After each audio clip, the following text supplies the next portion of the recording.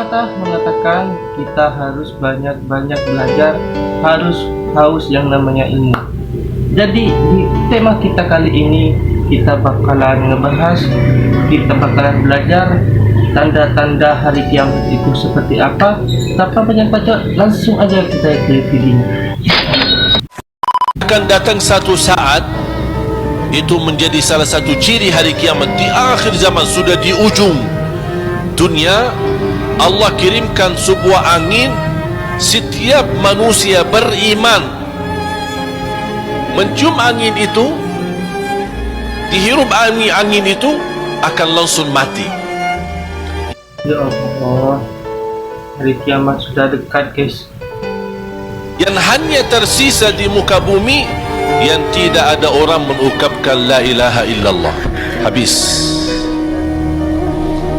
Dan mereka sendiri yang nanti yang menjadi seburuk-buruk manusia di muka bumi, yang tidak ada sedikit pun beriman kepada Allah Subhanahu wa taala. Dan mereka yang akan menghadapi proses kejadiannya hari kiamat sampai mereka mati semua total, baru Allah Subhanahu wa taala memerintahkan malaikat Israfil untuk meniup, dan kemudian keluar suara yang kencang dan dihidupkan semua manusia kembali, yang baik, yang buruk, yang salih, yang talih, yang beriman, yang tidak beriman, semua akan dihidupkan kembali sama-sama. Ya Allah, semoga kita dibangkitkan dari kubur suatu saat dengan keadaan wajah yang bernur. Amin amin ya rabbal alamin. Kita lanjut, guys. Tanda-tanda akhir zaman di pembukanya akan muncul nanti dai-dai atau yang disebut tidak alim dan sebagainya sudah mulai keluar dari jalan fatwa yang benar. Akan ditemukan seperti itu, motong-motong ayat Quran ya, atau menjadi stempel misalnya keinginan orang-orang tertentu yang dibawa ke dalam urusan dunia, akan ditemukan. Kalau disebutkan pasti ditemukan. Bahkan ada yang mulai aneh bicaranya. Ada sayati alaikum unasun au zamanun, di mukaddimah kitab hadis Muslim nomor hadis 11 sampai 12 jilid yang pertama ya, yang syarahnya Imam Nawawi itu ya, paling kanan di pertengahan ya, jilid pertama. Akan datang, kata Nabi sallallahu alaihi wasallam, itu satu masa yang akan kalian hadapi ya, segolongan orang yuhadditsunakum bima lam tasma'uhu wa la yasma'uhu aba'akum. Akan datang orang-orang yang membuat kalian itu bingung, kaget kalau mendengar dia bicara, dia ceramah ya, karena menyampaikan sesuatu yang aneh. Jangankan Anda, orang-orang dulu pun kalau dengar ikutan kaget. Ya Allah, ini emang sudah dekat, guys, dari kiamat, guys. Tanda-tandanya itu udah mulai muncul sekarang. Tanda-tanda apa yang disampaikan oleh Rasulullah dulu, sekarang ini memang terbukti nyata, guys. Oh, Rabbi. Kata Nabi akan tiba satu masa, mohon maaf ya, ini bahasa tafsirnya yang paling gampangnya, tantangannya tidak mudah ya. La taqumus sa'atu, akan dekat-dekat ke waktu kiamat. Maksudnya kiamat-kiamat, tanda-tanda yang ujungnya nanti kubra. Di antaranya apa? Taqarrubuz zaman, waktu semakin cepat. Taqtaribul ini memang udah kebukti sekarang loh. Kita ini menjalankan waktu sehari-hari, kegiatan sehari-hari itu serasa cepet banget ya. Tiba-tiba Jumat, tiba-tiba udah Jumat lagi, tiba-tiba udah Minggu lagi gitu ya kan. Ini tanda-tandanya ini udah deket, guys. Wah, pasar mudah diakses. Dulu ibu berangkat pakai ojek ya, pakai angkot datang ke pasar belanja. Sekarang tinggal akses handphone, klik datang. Bener emang bener. Ya Allah, terharu banget, guys. Tanda-tandanya emang udah keluar semua sekarang, guys. Tapi di masa itu cirinya, kata Nabi, yang tasyirul fitnah menyebar banyak.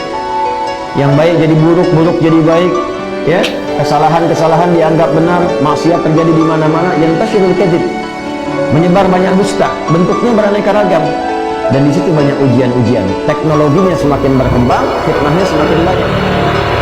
Sekarang ceramah saja bisa diedit ya, sesuai dengan keinginan orang-orang yang bikin. Kadang-kadang demikian, makanya hati-hati ya. Nah, dan di kondisi itulah tantangan lebih besar. Kata para ulama, minimal jaga diri dari maksiat.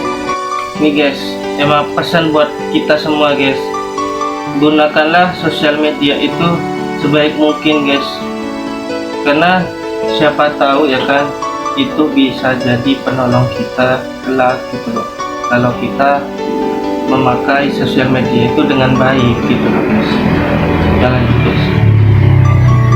Nanti mungkin di akhir zaman, setelah orang semuanya nanti di hari kiamat, itu nanti mungkin ada orang yang masuk surga karena lewat jalur dakwah medsos.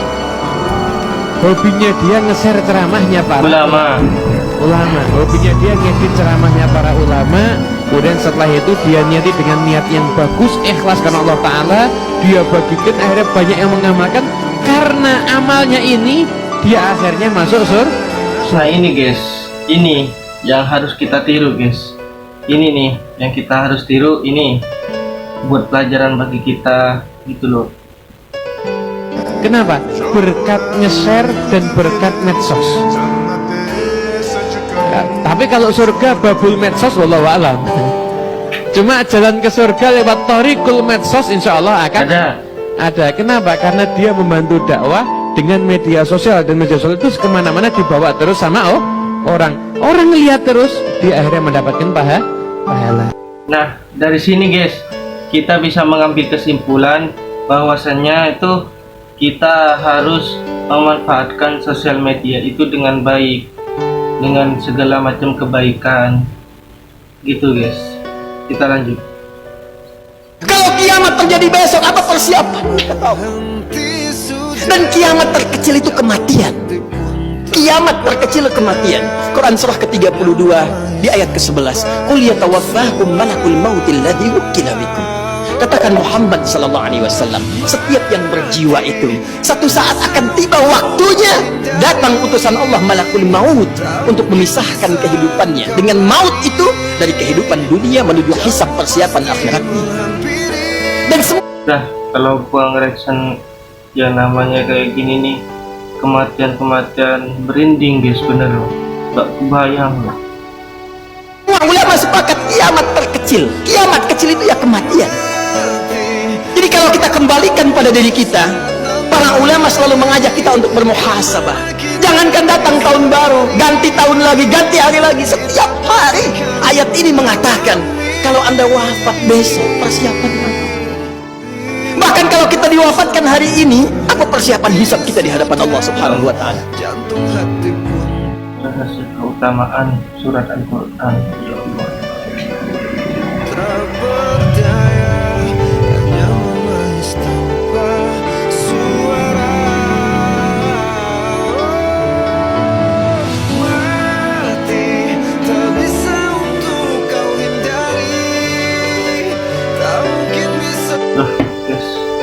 Kalau masalah yang dibahas itu masalah kematian, sumpah guys, merinding, bener merinding guys.